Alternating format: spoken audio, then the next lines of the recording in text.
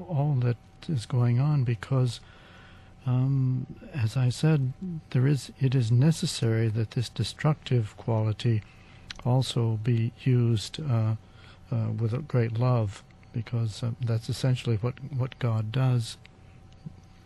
We can look too in the world and see this process of destruction. You could say that the World War, in its phases, the First World War and the Second World War, it's really one great war of the past century, was the manifestation of destruction on a worldwide scale. And from the spiritual point of view, after all of the suffering, all of the death, and the terrible sorrow that was caused by this war, something was cleared away in human consciousness that has made possible a better world as a result. Old limiting thought forms and old incorrect relationships between the world's peoples were eliminated, or you could say transmuted through the war. A lot of the nations that had been under the governance of colonial powers achieved their freedom after the war. That's an example of how destruction can lead to new life. And very much, this first ray was very much active during that war time, and we can get into that in a minute if you like, but it's very interesting how that works out. Well, that brings me to the next question. We've been looking a lot at the individual for most of the show and how the first ray affects the individual personality. But how does the first ray, how does it work out on the world scene in a larger sense? Last time we mentioned that not only human beings are governed by the seven rays, but so are nations, peoples, and they are governed both as the soul of the people and the personality or the outer persona of a particular nation are both colored by one ray or another. And it's said in the writings of Alice Bailey that the soul of two nations is governed by the first ray of power or will, the nations of China and India. And there are two other nations whose personality or whose outer presentation to the world is governed by the first ray, and they are Germany and Great Britain. Mm-hmm. And so that relationship along the first ray line makes them actually have a close relationship in a way. And Britain and India, for example. Britain and India, and also with Germany, because I mean the royal family has a German lineage in Britain. And also, it's interesting. I mentioned earlier about the effect of this first ray, and during the World War I and II, because prior to the 20th century, there was a tremendous imprisonment of the human soul in the form of dense materialism. Mm-hmm. And this had the grip of human consciousness very strongly. And that's essentially what had to be destroyed. And you find that after World War I, there was this tremendous first ray inflow of energy then. And there was a great release in the Roaring Twenties. Remember, there was a tremendously creative period, and then it began to build up, and more during the Depression years in the 30s. And there had still more work to be done in that regards to the releasing of the human soul from this imprisonment in materialism. And so it really led to the conditions that led to World War II as well.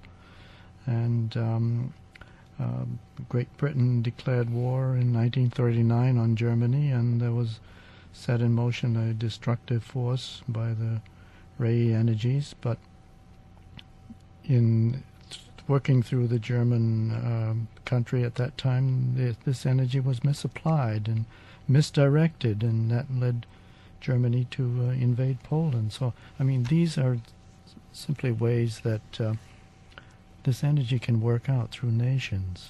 You can also see the energy work out on the world scene through individual leaders. For example, the writings of Alice Bailey say that Franklin Delano Roosevelt was a great example of the first-ray leader. And when you think back to the beginning of his first term, he came into office in 1932 at the heart of the Depression. He closed the banks, reopened them. He started new programs to bring social relief to people who were really impoverished. He tried in his first-ray way to remake the Supreme Court, but Congress stopped him. But generally, he used his power in ways that served the people, not only the American people, but during the Second World War, the people of the world. And a good example of this first-ray energy at its most beneficent is the 4 freedoms that Roosevelt defined for all people: freedom of speech, freedom of worship, and freedom from want, and freedom from fear. That very concise summing up of basic human needs is typical of the first ray. Yes, and another objective of the first ray is synthesis, and that is really comprehensiveness. Would you say is a synonym for synthesis? And synthesis is one of the the objectives of all evolution in human consciousness, to arrive at a point of synthetic understanding in consciousness, and so Roosevelt really kind of summed that all up in his life and his great expressions of the 4 freedoms. Does the study of the 7 rays lead to stereotyping people? And also, are there only 7? What people might find confusing is the fact that are there only 7 types among all 6 billion of us on the planet? No.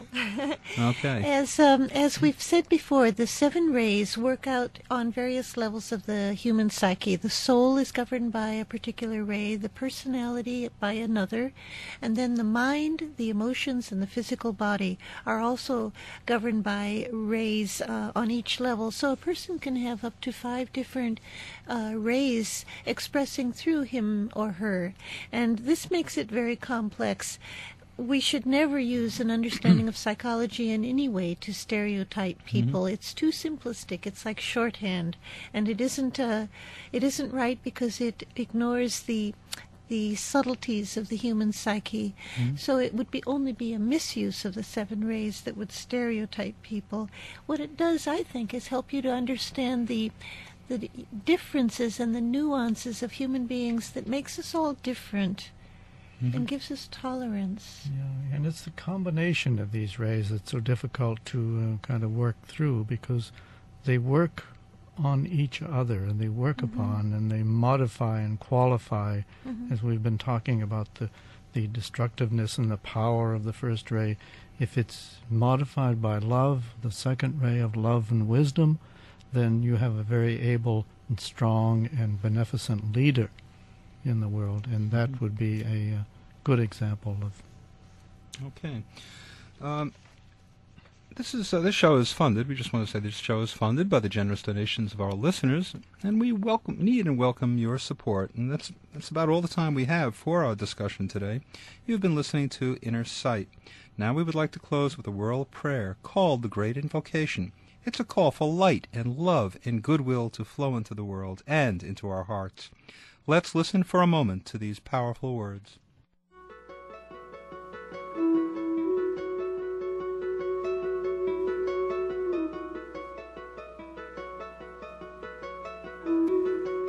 From the point of light within the mind of God, let light stream forth into human minds.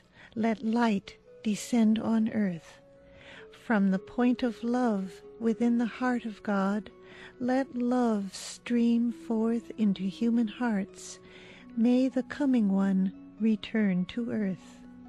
From the center where the will of God is known, let purpose guide all little human wills, the purpose which the masters know and serve.